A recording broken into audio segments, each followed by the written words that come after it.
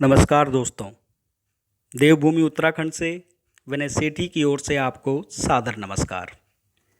आज वैचारिक समृद्धि पर बात करते हैं। ये कहानी विशाखा और राहुल के बारे में है। उनकी शादी को 3 वर्ष पूरे हो चुके थे। दोनों एक छोटे से मकान में प्रेम और आपसी तालमेल से जिंदगी की गाड़ी को आगे बढ़ा रहे थे।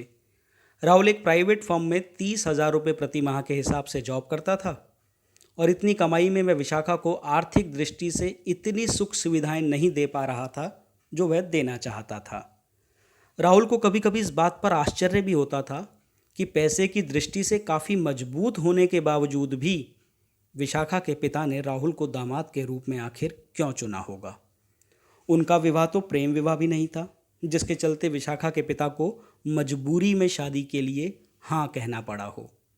खैर, राहुल सीमित आय में विशाखा को खुश रखने की भरपूर कोशिश कर रहा था और विशाखा ने भी अब ज़रूरत और शौक़ में अंतर करना सीख लिया था।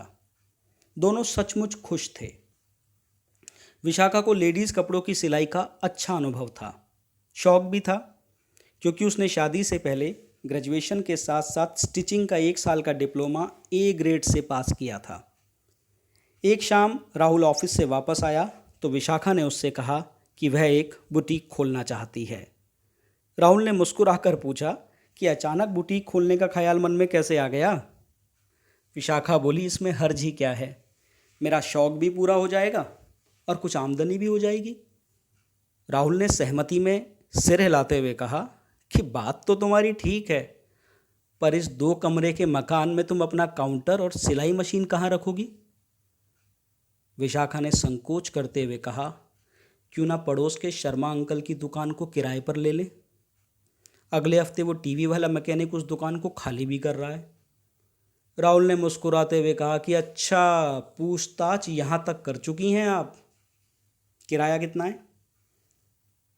विशाखा बोली, 6,000 पर मंथ एडवांस और 2 महीने का किराया एज अ सिक्योरिटी जमा कराना होगा। राहुल ने गहरी सांस भरते हुए कहा कि मतलब 18,000 रुपये शर्मा जी को देने होंगे, फिर एक सिलाई मशीन, एक पीको की मशीन, एक काउंटर, फर्नीचर और बहुत सारा सामान। हो सकता है बजट लाख रुपए के आसपास तक चला जाए। रिस्क फिर भी बना रहेगा, क्या पता काम चले या ना चले।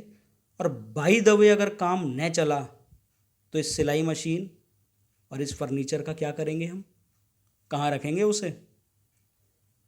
विशाखा थोड़ा झल्लाते हुए बोली, मुझे पता था आप हाँ नहीं कहोगे, और वो चाय की ट्रे उठाकर किचन में चली गई। राहुल को विशाखा का यह गुस्से वाला रूप अच्छा नहीं लगा। इसकी वजह शायद यह भी थी कि आज तक उन दोनों ने आपस में एक दूसरे से ऊंची आवाज़ में कभी बात नहीं की थी, और आज विशाखा का ये बेरुखी भरा अंदाज राहुल को अजीब लग रहा था। खैर, राहुल एक समझदार व्यक्ति था, उसने बात को आई गई करना चाहा। फिर भी वह मन ही मन नाराज हो चुका था, विशाखा से नहीं, अपने आप से। उसे मलाल था कि परमात्मा ने उसे इतनी सुंदर, इतनी प्यारी और कहना मानने वाली पत्नी दी है, और आज वह उसकी बुटीक खोलने की ख्वाहिश को आखिर पूरा क्यों नहीं कर पा रहा है।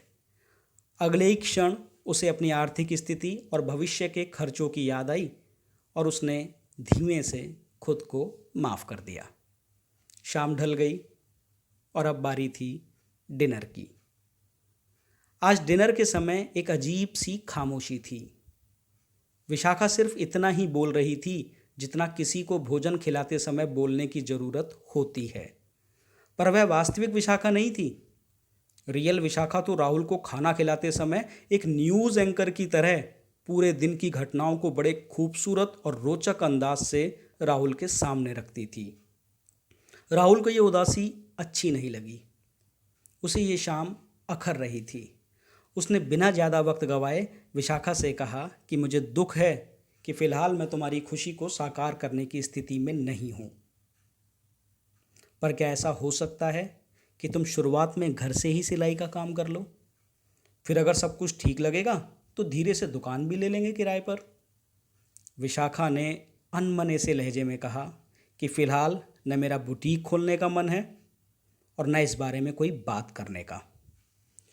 वह बोली, मैं हमारी फाइनेंशियल कंडीशन को समझती हूँ, तभी तो इतने महीनों से चुप थी, नहीं तो शिखा ने तो शादी के 6 महीने बाद ही ब्यूटी पार्लर और गिफ्ट सेंटर खोल लिया था। चलो, उसे सुकून होता होगा कि उसका ब्यूटिशियन का डिप्लोमा किसी अलमारी में धूल नहीं खा रहा। विशाखा की बात अभी तक भी पूरी नहीं हुई थी। वह बोली, मुझे पता है कि हमारी आमदनी कम है, इसलिए ही तो मैंने कभी तुमसे स्कूटी दिलवाने की जिद नहीं की, वरना शिखा के हस्बैंड तो पिछले 3 साल में 2 बार कार बदल चुके हैं और शिखा सारे दिन एक्टिवा से नीचे पैर नहीं रखती। खैर, हमें क्या हक है कि हम किसी दूसरे से अपनी तुलना करके दुखी हों और फिर भगवान को नाराज़ कर दें, विशाखा ने गहरी सांस लेते हुए कहा। राहुल को अब सब कुछ समझ आ चुका था। वह जान गया था कि बुटीक का खोलना अब विशाखा का अपने शौक को पूरा करना मात्र नहीं था, बल्कि वह पड़ोस में रहने वाली शिखा भाभी से खुद की तुलना कर रही थी और खुद को उस तुलना में छोटा या कम खुशनसीब मान चुकी थी। उसने विशाखा का हाथ थामकर उसे प्यार से सॉरी बोला और विश्वास दिलाया कि वह कोशिश करेगा, पूरी कोशिश करेगा, और भगवान ने चाहा तो जल्द ही सब कुछ ठीक हो जाएगा। कुछ दिन बीत गए और वक्त के साथ साथ सब कुछ पहले जैसा होने भी लगा। विशाखा पहले की तरह खुश मिजाज हो गई और बुटीक की चर्चा का अब दूर दूर तक कोई नामो निशान नहीं था। शायद विशाखा परिस्थितियों से बखूबी समझौता कर चुकी थी। एक शाम राहुल और विशाखा को राहुल के एक मित्र के यहाँ उनके बच्चे के जन्मदिन की पार्टी में जाना था। राहुल ने तैयार होकर विशाखा से गिफ्ट के बारे में पूछा तो वह बोली, जाते समय शिखा के गिफ्ट सेंटर से कोई खिलौना खरीद लेंगे, ठीक नहीं रहेगा? राहुल ने कहा, बात तो ठीक है। फिर वे दोनों तैयार होकर अपनी बाइक पर सवार होकर शिखा के गिफ्ट सेंटर पर पहुंच गए। एक खूबसूरत सा ब्यूटी पार्लर कम गिफ्ट सेंटर। राहुल ने पहली बार इस गिफ्ट सेंटर को अंदर से देखा था। उसने धीरे से विशाखा से शिखा के हस्बैंड की तारीफ की और बोला, कमाल का आदमी है ये, कितना पैसा लगा दिया ना अपनी पत्नी के एक शौक को पूरा करने में। नहीं तो कौन गलियों के अंदर ऐसे शोरूम जैसा लुक देता है किसी दुकान को। विशाखा ने मुस्कुराकर सहमति दे दी। दुकान पर बाय द वे उस दिन शिखा के हस्बैंड बैठे अखबार पढ़ रहे थे। विशाखा ने उन्हें नमस्कार किया और कोई खिलौना दिखाने को कहा।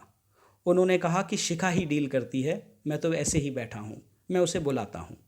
ऐसा कहकर वे दुकान की पिछली तरफ दरवाजे की तरफ गए और ऊपर के फ्लोर की ओर देखते हुए शिखा को आवाज़ लगा दी।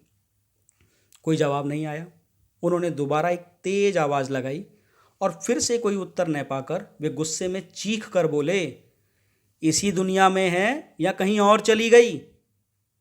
शिखा दौड़ती हुई आई और अपने पति से सॉरी बोलते हुए उन्हें बताने लगी कि छत से कपड़े लेने गई थी।